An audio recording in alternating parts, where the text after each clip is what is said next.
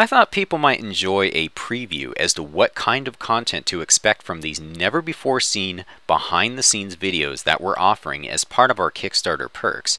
Both videos will be somewhere between 20 to 40 minutes long depending on how the final editing process goes. Here's the very first scene in Delura as seen in Lightwave 9.6. When I started Delura, I actually didn't know a whole lot about 3D production, but I didn't let that stop me. There's a lot of things about this scene, looking back, that make me scratch my head and go, holy crap, why did I do it this way? Well, I didn't know any better. Remember that the time span between episode 1 and episode 5.3 is 2 years, and I've learned a lot since then. Let's take a closer look at this terrible mess of a scene. For the first part, I have a cutout model of Aiden's Timco uniform with the camera attached to where his head would be. Notice these holograms beneath the cockpit. These are swapped out as they display in the episode. So if we move the playhead forward, you can see just how silly this entire scene looks from this angle.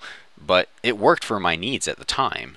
In episode 4, Charlie tells Aiden about LibSI, or Light-Based System of Information Export.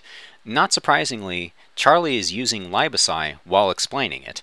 This is what the shot looks like from a different angle. The look of the graphics that appear behind Charlie were achieved by simply using a built-in effect called inertia and moving the objects accordingly. This inertia effect was also used to make Charlie teleport in this shot. Something you'll notice is that I only usually concern myself with stuff that is actually showing on the camera. So when we look at things from this angle, it looks kind of messy. We see Charlie floating upward at some point, these cogs that appear aren't even touching each other, and character animation is only applied exactly where it is needed. This selectively done animation is even more obvious when Charlie gives Aiden this cog. Some of the special effects seen in Delura are actually hand-painted in each frame. I do it this way for several reasons. One is that I do not have production-level compositing software, so I don't have any of the fancy tools that are needed for achieving cool special effects such as lightning or explosions. Secondly is that some effects only appear between 5 to 10 frames, so it can actually be faster to paint them in than to try simulating them in 3D space. A great example of effects that are faster to hand paint is when Swami's device starts flickering. The distortions of the screen were actually hand painted. There are many projects that Tabin and I have worked on before the ideas behind Delura even existed, some of which were never finished and remain unpublished to this day. It was all done in Flash, and it has a stronger influence on Delura than you'd probably think. I've since learned that the benefit of working with a two-dimensional medium is that it teaches you about the concepts of motion far better than if you just start out in 3D. With 2D, you have the option to cast away all of the technical stuff and just focus on moving the character, which is exactly what I did. This helps to explain why the quality of animation for Delura has always far exceeded its visuals.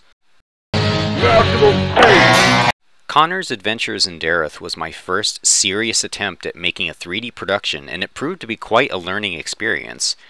I knew the transition from a 2D to a 3D medium would not be easy, but because the style of the game is so simplistic, it made for a good starting point, and I utilized the game's texture assets to pair with my sloppily made models. I then just took screenshots of the game's environments and animated the characters in front of them. Easy. One thing you may notice is that the segmented look of the characters from Connor's Adventures in Dareth was also present in Delura's characters up until episode 5.1. Instead of trying to create a masterpiece right off the bat, I chose to instead learn as I produced content. I really feel that's the best way to learn and to grow as an artist.